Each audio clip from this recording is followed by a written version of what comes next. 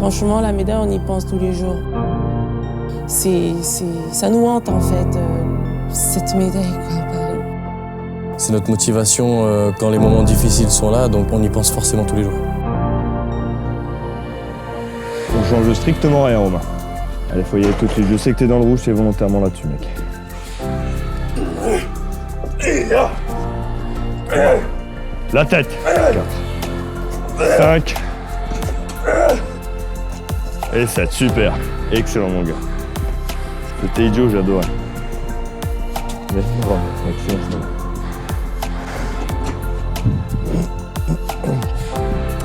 Est-ce que ce jour de mer, ça fait du bien? Ouais. Super. Je m'appelle Imadouchane Romain, j'ai 28 ans. Je suis sportif de haut niveau en haltérophilie et membre de l'équipe de France. J'ai été champion d'Europe et champion du monde à l'épaulé jeté en 2022 et je prépare les Jeux de Paris. Romain veut aller aux Jeux Olympiques pour gagner. Donc il fait attention à tout maintenant. Tout est important. L'entraînement, mais ce qui se passe en dehors de l'entraînement. Et son objectif, pas besoin de lui rappeler, il l'a toujours en tête. Et il essaye de faire tout ce qui est dans son pouvoir, on va dire, pour aller chercher ce rêve olympique. Pour préparer au mieux les Jeux de Paris 2024, on s'est donné les moyens et donc on a essayé d'optimiser la performance dans tous ces domaines, notamment la nutrition. On va essayer de peser tous nos aliments, de quantifier aussi l'eau dans une journée. On a aussi mis le paquet niveau récupération au pôle haltérophilie. On a tout ce qu'il faut pour bien récupérer après les séances. On a aussi mis un kiné en place, donc qui vient 3 fois par semaine, Thibaut Dracius.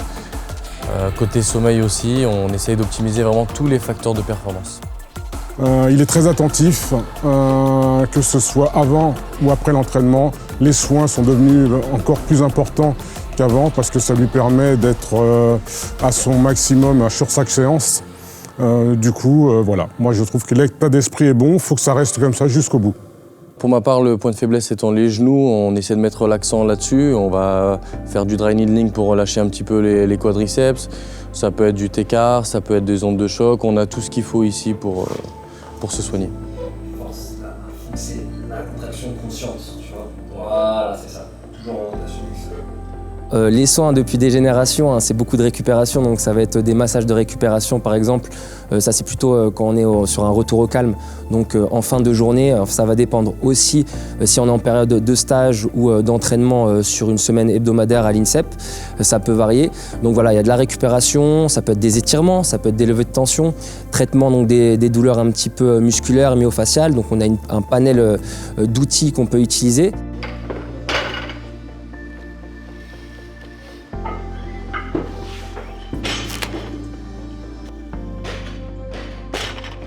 Son point fort, c'est quand tout va bien là-dedans. Parce que quand tout va bien, Romain il peut vous faire des miracles. Et justement, on travaille avec lui pour que ce jour-là, il puisse être un homme et il puisse être un magicien de l'épaulé jeté. Même s'il faut dire que le point faible de Romain reste l'arraché. Nous travaillons énormément dessus et nous n'oublions pas vraiment de mettre un accent très particulier sur l'épaulé parce que nous savons, et vous savez tous, qu'un match, ça se gagne à l'épaulé jeté, qui est le point fort de Romain. Mais nous travaillons énormément pour améliorer son point faible, qui n'est peut-être pas l'arraché, parce qu'il a tendance, Romain, à pointer du doigt l'arraché, mais nous savons que tout se passe dans sa tête. S'il est bien dans sa tête, il devient magicien.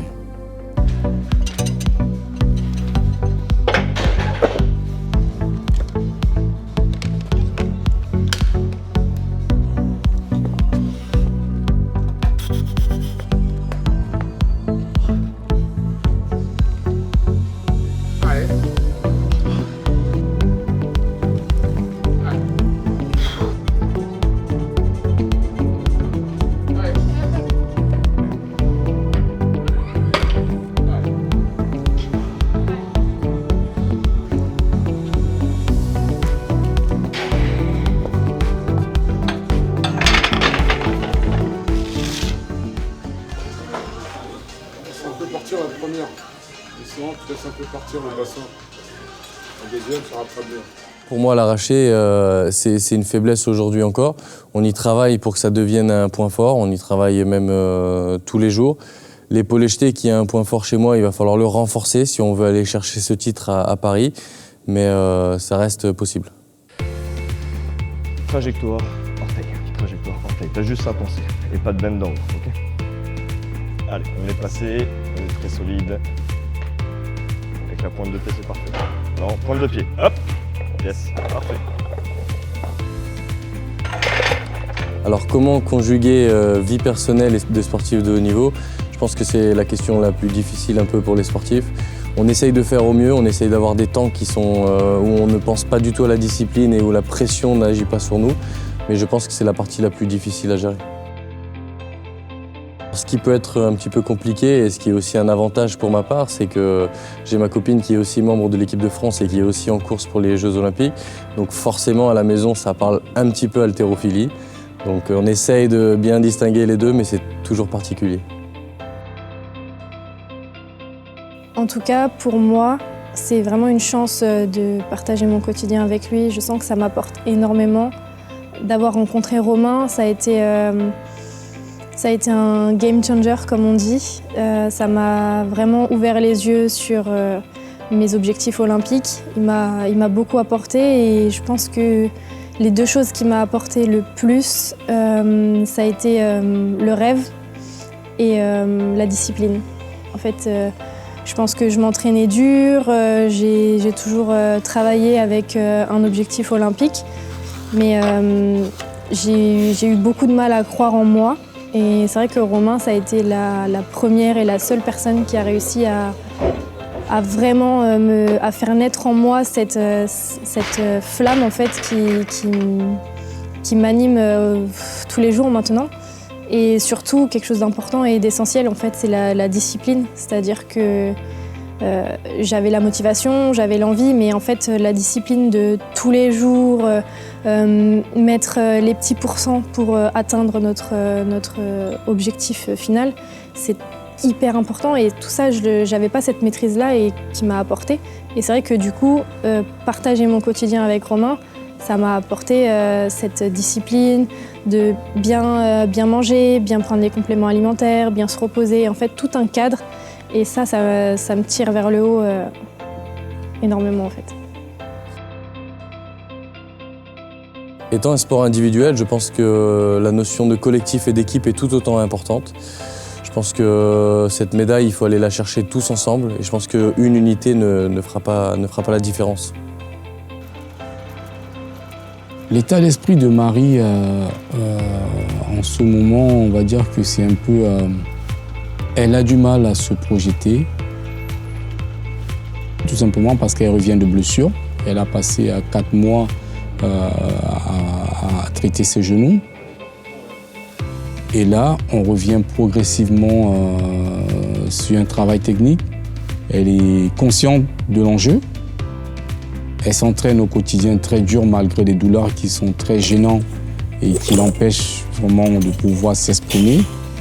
Elle éprouve beaucoup de frustration après chaque séance parce qu'il faut dire que c'est pas évident pour elle de s'entraîner tous les jours avec des sensations de douleur assez aiguës.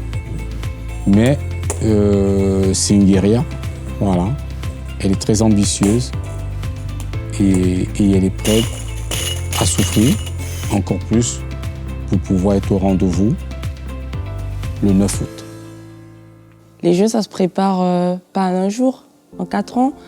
Et on commence à prendre les bonnes habitudes quand on sait ce qu'on va aller faire au JO. Donc la nutrition, on commence à manger bien. Pour ma part, j'apprends à manger équilibré, ce que je ne faisais pas avant. Et j'ai un suivi kiné aussi qui est très important et nécessaire avec Thibaut. Heureusement qu'il est là. Il fait du super boulot. J'ai une équipe autour de moi qui fait un super job justement pour m'accompagner vers cet objectif-là qui est énorme pour nous tous. Tu appuies. Bam, ça décolle. Allez, décolle. Encore. Bats-toi. Encore. Ok.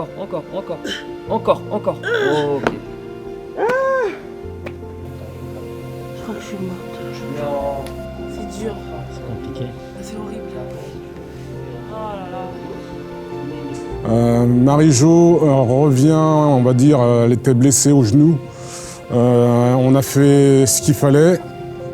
Maintenant, il faut qu'elle retire sur des barres significatifs pour elle, des barres lourdes. Donc voilà le travail qui est fait actuellement avec Marie. Et je dirais ça, c'est de mieux en mieux pour elle. On est en train de casser tous les doutes qu'elle peut avoir sur le plateau. Maintenant, il faut aller chercher des barres. Il faut se poser moins de questions et aller chercher ces barres lourdes qu'elle désire tant.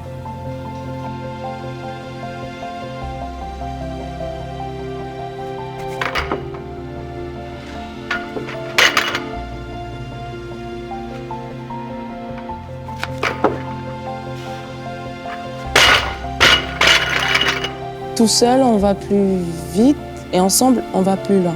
C'est un petit peu comme ça que moi je vois les choses en haltéro.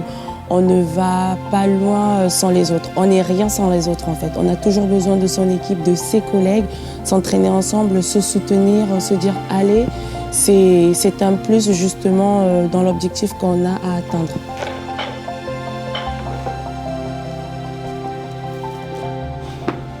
Franchement, la médaille, on y pense tous les jours.